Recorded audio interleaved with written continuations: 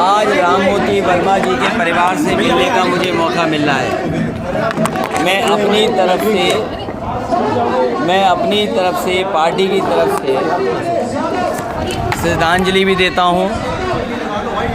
राममूर्ति वर्मा जी party के बहुत ही पुराने नेता रहे। पार्टी को मजबूत बनाने में, पार्टी को और स्थापना से लेकर के पार्टी को भविष्य में और बेहतर बनाने के लिए उन्होंने लगातार पार्टी का सिद्धांतों का साथ दिया। कई बार विधायक रहे, लोकसभा के सांसद रहे। वो इतने लोकप्रिय थे कि अगर उन्हें दूसरे दल में जाकर के भी लड़े तो वो जनता ने उन्हें चुन कर के सदनों में भेजा है। कठिन परिस्थितियों में भी उन्होंने गरीबों का, किसानों का और जो उनके साथ लोग थे उनका साथ नहीं छोड़ा। हर राजनीति के उतार चढ़ाव में राममूर्ति वर्मा जी गरीबों के साथ, किसानों के साथ खड़े रहे। उनके ना रहने के से आज उनके बीच में दुख भी है, शोक भी है और लोग आज याद भी कर रहे हैं कि उनसे संघर्षशील नेता उनके बीच में नहीं रहा।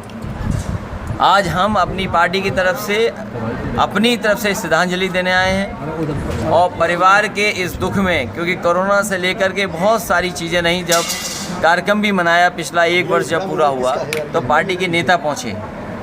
मैंने परिवार को भरोसा दिलाया था कि जब कभी शाहजहाँपुर आऊँगा मैं तो आपके घर परिवार के बीच में ज़रूर पहुँचूँगा, उनके सहयोगी साथियों के बीच में पहुँचूँगा। इसीलिए मैं आज आया हूँ। जिन परिस्थितियों में हम और आप लोग आज हैं, किसानों के साथ सबसे बड़ा धोखा हो रहा है। 3 कानून लाना, उनकी आय दोगुनी न कर के महंगाई बढ़ा देना और जब कभी किसान आवाज़ उठाएं तो उनकी आवाज़ दबाने के लिए हर तरीका अपनाया जा रहा है। कानून का सहारा लिया जा रहा है, मुकदमे लग रहे हैं।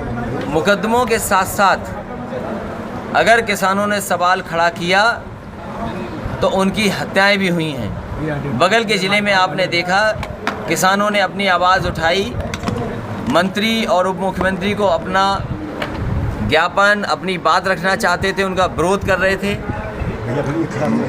गृह राज्य मंत्री, उनके बेटे ने कुचल करके किसानों को मार दिया। ऐसी तानाशाही, ऐसी हिटलरशाही भी किसी ने नहीं देखी होगी जो हमें भारतीय जनता पार्टी की सरकार में देखने को मिल रही है। भारतीय जनता पार्टी किसानों के हक छीन रही 3 कानून ला करके, जिन्हें आय दोगुनी करनी थी उन्हें किसानों को बर्बाद किया है। नौजवानों को नौकरी नहीं मिली है, रोजगार नहीं उनके हाथ में। और महंगाई किस कदर बढ़ी है, आज आम आदमी परेशान है। छोटा दुकानदार, छोटा व्यापारी कोरोना की मार को अभी भी उभर नहीं पाया है। और जिस समय कोरोना आई, बीमारी आई, उस समय सरकार ने लोगों को अनाज छोड़ दिया और कोई इंतज़ाम नहीं किया, ना दवाई का, ना बिस्तर का, ना ऑक्सीजन, जिसके कारण बड़ी संख्या में लोगों की जान गई। आज अर्थव्यवस्था को चौपट किया है भारतीय जनता पार्टी ने।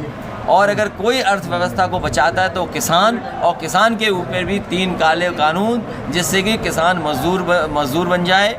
और आज जब फसल तैयार है धान की, तो बताओ कीमत क्या मिल रही, 1000 रुपये में मजबूरी में किसानों को अपना धान बेचना पड़ रहा है। लखीमपुर जाएंगे सर आप।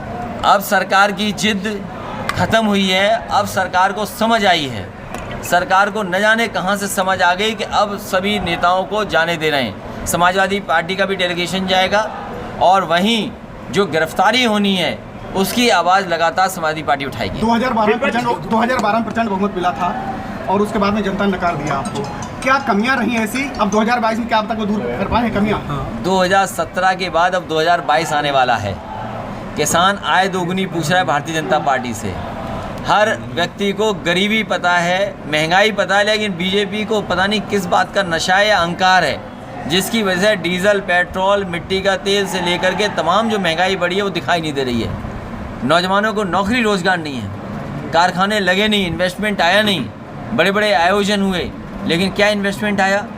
इन्वेस्टमेंट के बहाने एक विज्ञापन दिखाई दिया और अमेरिका की फैक्ट्री की तस्वीर लगा दी बीजेपी के लोगों ने। यही इनका विकास है। अखिलेश जी, आप लोगों को रोका जा रहा था और 302 का जिसका मुकदमा लिखा गया है वो खुलेआम घूम रहा है और लगातार मीडिया से भी बात कर रहा है। क्या मानते हैं? हिरासत में है और अपराधी जो है फरार हैं। एक उत्तर प्रदेश में IPS फरार है, 6 पुलिसकर्मी फरार हैं, और अब जिन्होंने किसानों की हत्या की वो अपराधी फरार हैं। तो सोचिए, सरकार फरार करने वालों के साथ खड़ी है, अपराध करने वालों के साथ खड़ी है, जो हत्याएं कर रहे हैं उनके साथ खड़ी है सरकार। सरकार न्याय नहीं दे पा रही और रूल ऑफ लॉ जो है वो ज़मीन पर पहुंच नहीं पा रहा है। और जो सरकार कह रही है दमदार, ये दमदार सरकार अपराधियों के साथ खड़ी है। क्या बात है, ठोको सरकार है या कुचलू सरकार है ये ठोको भी सरकार है, कुचल देने वाली भी सरकार है, मुंह बंद करने, अगर प्रेस सवाल उठाए तो प्रेस की भी मुंह बंद करने वाली सरकार। हाँ, जो अधिकारी हैं वो सपा के जो मीडिया कवरेज है उस पर रोक लगाने की कोशिश कर रहे हैं पूरी तरीके से। अधिकारी की दूरी मान सकता हूं। मुझे उम्मीद है कि प्रेस के लोग भी घबराएंगे नहीं, सच दिखाएंगे। सच दिखाते हैं तो आप ही मुकदमा लग जाता है। एक पत्रकार की जान गई है अभी लखीमपुर में, उसकी भी मदद हो, सरकार मदद करे। और हमें भरोसा है कि जिस तरीके से जनता में नाराज़गी है, सरकार का सफाया हो। एक